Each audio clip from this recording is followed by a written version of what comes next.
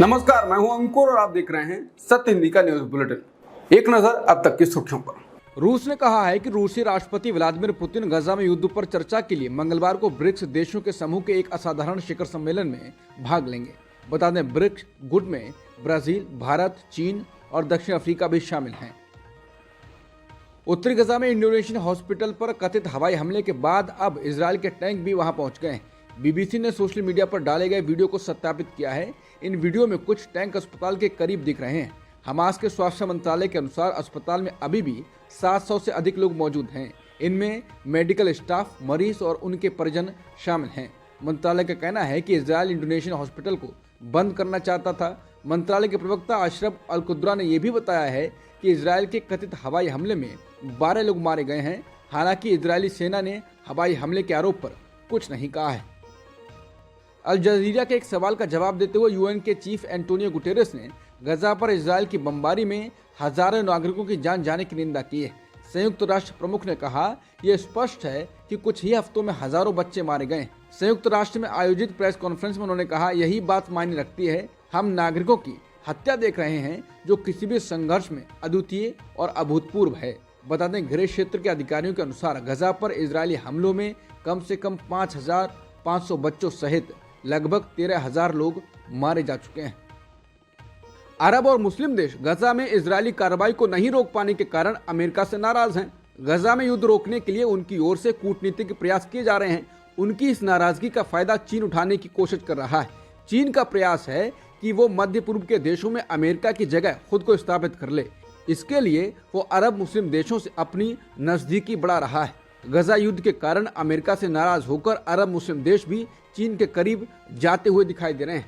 अब खबर आई है कि अरब मुस्लिम देशों का एक सम्मेलन चीन की राजधानी बीजिंग में हो रहा है। 20 और 21 नवंबर को हो रहे इस सम्मेलन में कई अरब और मुस्लिम देश शामिल हो रहे हैं। इसमें गजा में युद्ध रोकने और शांति की बहाली की मांग की गई है। इजरायली सेना के 2 संगठनों शिन बेट और आईडीएफ ने रविवार रात को एक वीडियो का खुलासा किया, जिसमें हमास 2 विदेशी बंधकों, एक थाई व्यक्ति और एक नेपाली व्यक्ति को 7 अक्टूबर को अल शिफा अस्पताल में वापस लाता दिख रहा है। एक वीडियो में हमास के लोग एक व्यक्ति को अस्पताल के प्रवेश द्वार में घसीटते हुए ला रहे हैं। एक अन्य वीडियो में स्ट्रेचर पर एक व्यक्ति को दिखाया गया है जिसके सीने में चोट लगी है, जिससे बड़ी मात्रा में खून निकल रहा है। साथ ही उसका एक पैर भी कट गया है। गजा स्वास्थ्य मंत्रालय के निदेशक मुनीर अल बोश ने इजरायल के इस दावे को खारिज कर दिया है कि उसे अल शिफा अस्पताल में हमास सुरंग मिली, वहां बंधकों को रखा गया है। उन्होंने इसे सफेद झूठ बताया है। आईडीएफ ने यह भी बताया कि किस वीडियो में कौन सा विदेशी बंधक दिखाई दे रहा है, लेकिन कहा कि वीडियो फुटेज अस्पताल के आंतरिक सिस्टम से प्राप्त किए गए थे। हालांकि उन्हें प्राप्त करने में 1 महीने से ज्यादा समय लगा। इसके अलावा एक वीडियो में हमास के कब्जे में आईडीएफ सैन्य जीप भी अल शिफा में जाती दिख रही है। यमन के ईरान समर्थित हूती विद्रोहियों का कहना है कि उन्होंने लाल सागर में एक इजरायली मालवाहक जहाज को कब्जे में ले लिया है। हूती ने कहा कि इस जहाज को यमन के एक पोर्ट पर ले जाया गया है। वहीं इजरायल का कहना है कि यह जहाज इजरायली नहीं है और जहाज के कर्मियों में भी एक भी इजरायली नहीं है। इजरायली पीएम बेंयामिन नेतन्याहू ने कहा यह ईरानी आतंकवाद का एक और कृत्य है। ईरान ने इस पर कोई प्रतिक्रिया नहीं दी है। गजा में चल रहे हमास और इजरायल के युद्ध के मद्देनजर हूती विद्रोहियों ने कहा है कि उनके अधिकार क्षेत्र में जो भी इजरायली जहाज आएगा वो उसे हाईजैक कर लेंगे। हूती विद्रोहियों ने इजरायल की ओर कई मिसाइल और ड्रोन दागी हैं। महाराष्ट्र में लंबे समय से आंदोलनरत मराठा समुदाय को ओबीसी श्रेणी में आरक्षण मिलना मुश्किल दिख रहा है।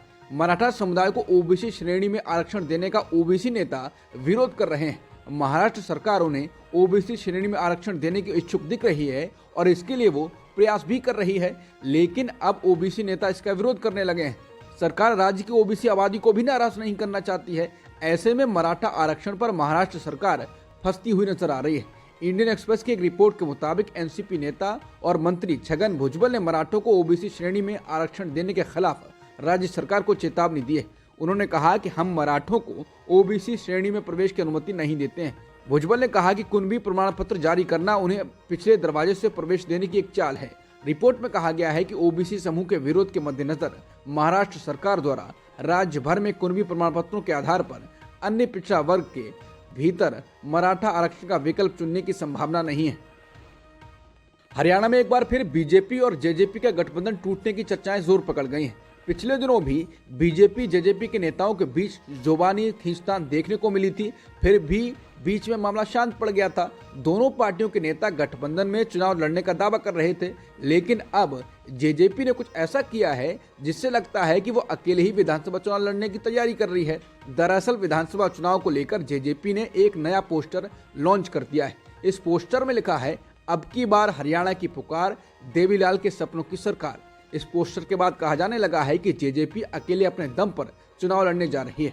बता दें, जेजेपी राजस्थान के विधानसभा चुनाव में भी बीजेपी के बिना गठबंधन के चुनाव लड़ रही है। जेजेपी के इस नए पोस्टर में ताऊ देवीलाल, अजय चौटाला, डिप्टी सीएम दुष्यंत चौटाला और डॉक्टर भीमराव अंबेडकर के फोटो लगे हैं। इस पर लिखा हुआ है कि हरियाणा में देवीलाल के सपनों की सरकार। कांग्रेस नेता जयराम रमेश ने ट्वीट कर पीएम मोदी के राजस्थान में कैंपेन पर सवाल उठा दिए हैं। उन्होंने कहा कि इस चुनावी मौसम में एक बात गौर करने वाली है, चुनाव तो 5 राज्यों में है, लेकिन प्रधानमंत्री जब राजस्थान आ रहे हैं तब उन्हें कुछ ज्यादा ही झूठ बोलना पड़ रहा है। वो यहाँ जुमले पर जुमले दिए जा रहे हैं। दरअसल बात यह है कि बाकी के 4 राज्यों में तो भाजपा कहीं लड़ाई में नहीं है। राजस्थान में उन्हें पिछले दशकों के रिवाज के कारण थोड़ी उम्मीद थी, लेकिन चिरंजीवी समेत कांग्रेस सरकार की तमाम जन कल्याणकारी योजनाओं और हमारी 7 गारंटियों ने यहाँ भी उनकी उम्मीदों पर पानी फेर दिया है। हम अपने काम के आधार पर लोगों के बीच जा रहे हैं, हमने अपने वादे पूरे किए हैं और हमारी योजनाओं का लाभ सीधे सीधे लोगों को मिल रहा है। राजस्थान की कांग्रेस सरकार द्वारा शुरू की गई जन कल्याणकारी योजनाएं राज्य के लोगों को मोदी मेड महंगाई से राहत दे रही हैं। वादे पूरे करने के पिछले 5 वर्षों के ट्रैक रिकॉर्ड को देखते हुए लोग हमारी 7 गारंटियों पर भी भरोसा जता रहे हैं। हर वर्ग के लोग हमारे साथ हैं। यही कारण है कि प्रधानमंत्री पूरी तरह से बौखलाए हुए हैं। वो हताशा और निराशा में झूठ पर झूठ फेंकते जा रहे हैं। कर्नाटक में जनता दल सेक्युलर यानी जेडीएस के प्रदेश अध्यक्ष पद से हटाए जाने के बाद सीएम इब्राहिम ने बड़ा दावा कर दिया है। इससे पार्टी में हड़कंप मच गया है।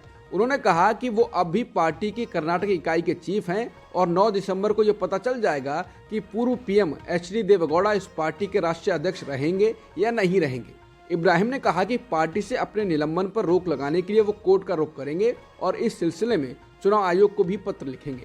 बता दें, उन्हें पार्टी विरोधी कथित गतिविधियों को लेकर 17 नवंबर को जेडीएस से निलंबित कर दिया गया था। इब्राहिम ने कहा, मैं अब भी देवेगौड़ा से अपील करता हूं, आप 90 साल के हैं, अपने बेटे के लिए बीजेपी के साथ नहीं जाइए, उन सिद्धांतों को नहीं त्यागिए जिसके लिए आप आजीवन लड़े हैं।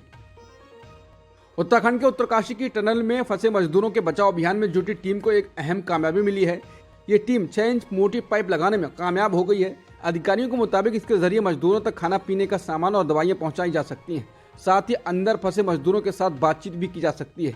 राष्ट्रीय राजमार्ग और बुनियादी ढांचा विकास निगम लिमिटेड के निदेशक अंशु एम खलको ने ये जानकारी दी है। समाचार एजेंसी पीटीआई के मुताबिक उन्होंने कहा, हमने पहली कामयाबी हासिल की है जिसके लिए हम पिछले 9 दिनों से प्रयास कर रहे थे और ये हमारी प्राथमिकता थी। उन्होंने बताया कि सभी जरूरी उपकरण जुटा लिए गए हैं और ये सभी अगले 2 दिन में यहाँ तक पहुँच जाएंगे। कांग्रेस नेता और पूर्व डिप्टी सीएम सचिन पायलट और अशोक गहलोत के बीच विवाद लंबे समय तक चला।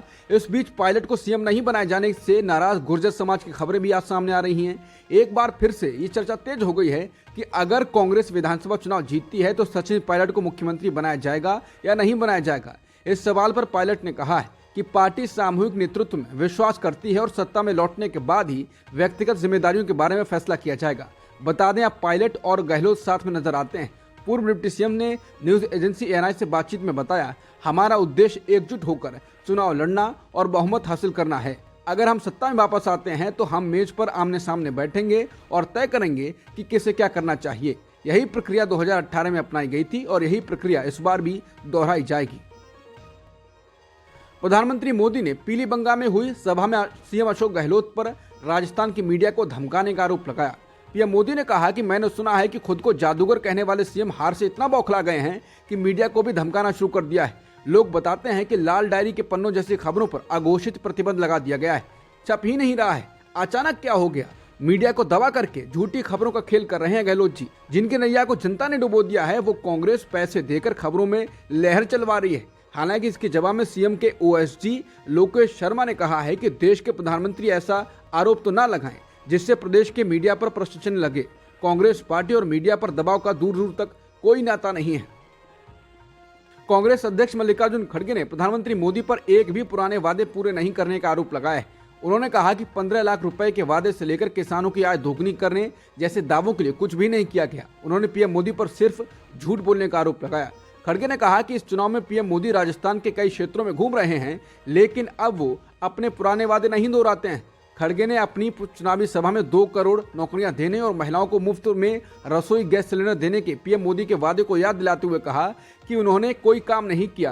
कांग्रेस अध्यक्ष ने कहा कि पीएम मोदी ने कहा था कि चूल्हे पर खाना बनाने वाली माताओं बहनों के आंसू मुझसे दे के नहीं जाते, मैं उन्हें मुफ्त में रसोई गैस दूंगा। मुफ्त में रसोई गैस देने की बात तो छोड़िए, आपने तो रसोई गैस की कीमत और बढ़ा दी। फिर जब चुनाव का समय आया तो रसोई गैस की कीमत थोड़ी सी घटा दी गई।